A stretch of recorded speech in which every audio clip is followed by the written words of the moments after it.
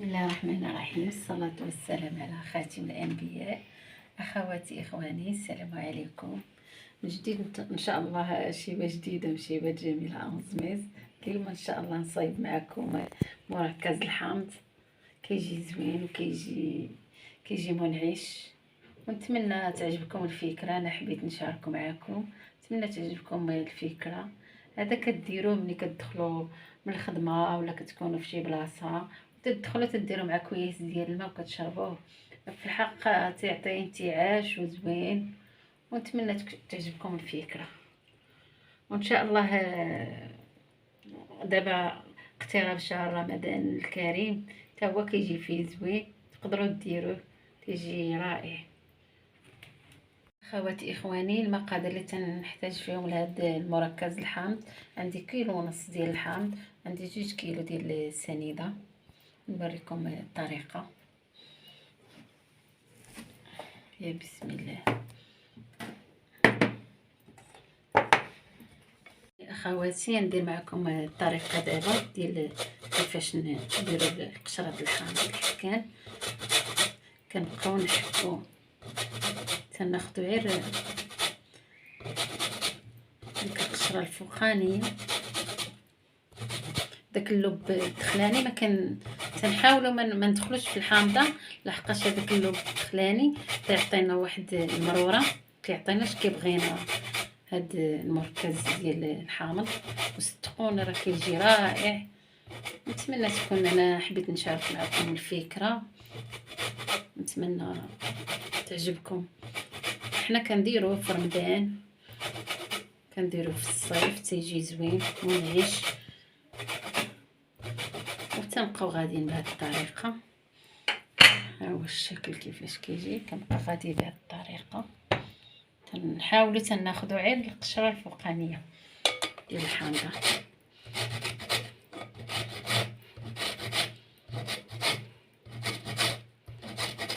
خواتي، حصلت على هذه الكميه ديال القشره ديال الحامض، وها هو فين خصنا نحكوه على هذا الشكل، ما ندخلوش في هذيك القشره الدخلانيه. دابا كنضيفوا ليه سكر سنيده،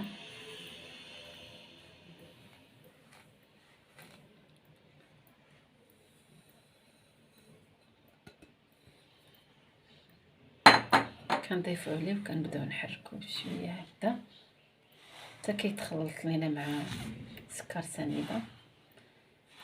غنكمل معكم الطريقه كلها. صدقوني بهذه الطريقه كيجي منعش وكيجي زوين. نتمنى يعجبكم الفكره، ديروه مع عائلتكم وليداتكم. كنبقاو غاديين بهذه الطريقه.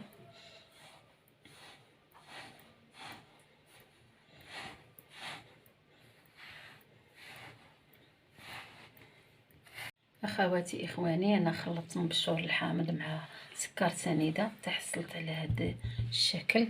كنخليه على جانب، وكنبدا نعصر دابا في الحامض.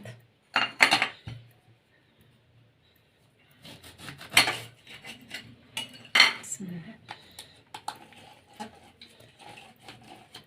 كنبقاو نعصرو بهذه الطريقه. عندكم عصاره ديال الضو كديروها، ما عندكمش كديروا عصاره يدويه.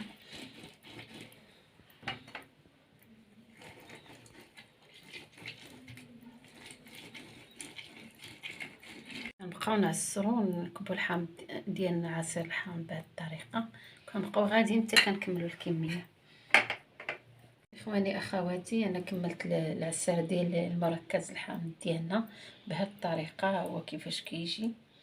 كنحركوه مزيان، كنغطيوه وكندخلوه للثلاجه 24 ساعه. تنخليوه فين ما حلينا الثلاجه كنحركوه. فين ما نحلو الثلاجه نبغيو نجبدو منها شي حاجه، نحركوه، نبقاو نتفكروه مره ونمشيو نجبدوه ونحركوه ونرجعوه تاني حتى كنحصلوا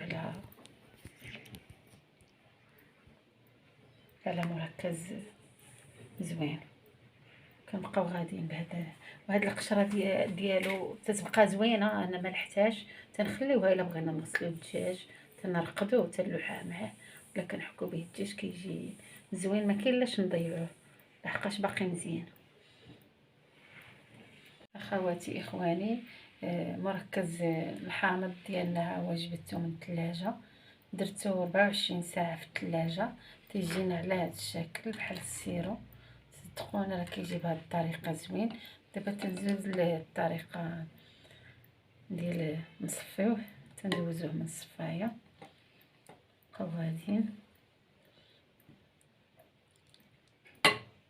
بهذه الطريقه، كنكون حصلنا على مركز زوين. كنزيدو غير في الماء بارد وتنشربوه. فيه السكر، فيه ما تزيدي فيه حتى شي حاجه. كنزيدو فيه الماء ملي كنبغيو نقدموه في الطبله. كنبقاو غاديين بهذه الطريقه حتى كنصفيو.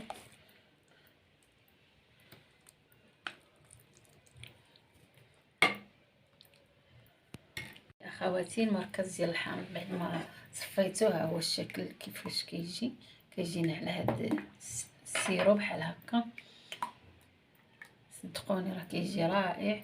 وهاد القشره ديال الحامض ما كنلوحوهاش، كنخليوها تنحتفظوا بها في المجمد.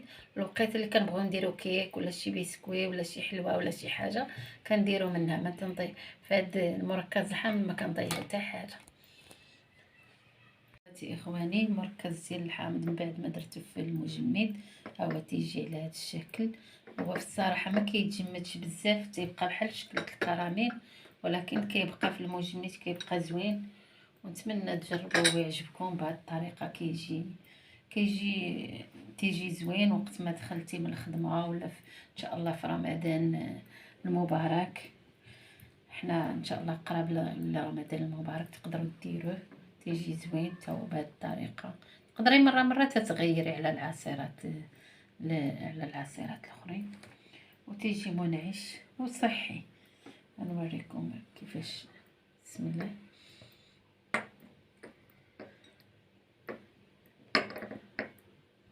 تقدري ديري غير معلقه واحده في كاس ديال الماء.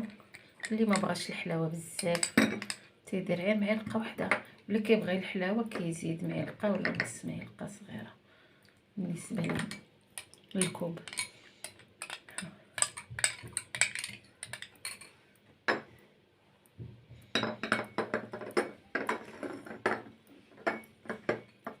هذا في الحقيقه كيجي حسن من الليموناده وصحي. ونتمنى تجربوه ويعجبكم وديروه مع وليداتكم والعائلات ديالكم. ونتمنى يكونوا شيواتي تعجبوكم، ونتمنى ما نكونش ثقيله عليكم.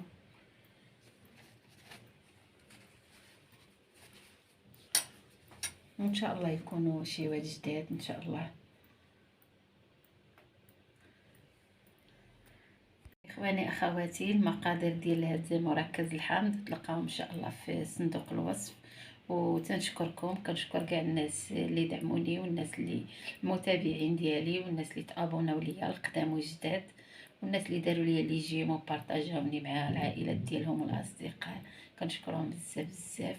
ونتمنى ان شاء الله يكونوا شيوات جداد، ونتمنى شيوات يكونوا في المستوى ويكونوا كيعجبوكم. ونتلاقى ان شاء الله في شيوه جديده، شيوه جميله امزميز، والى اللقاء.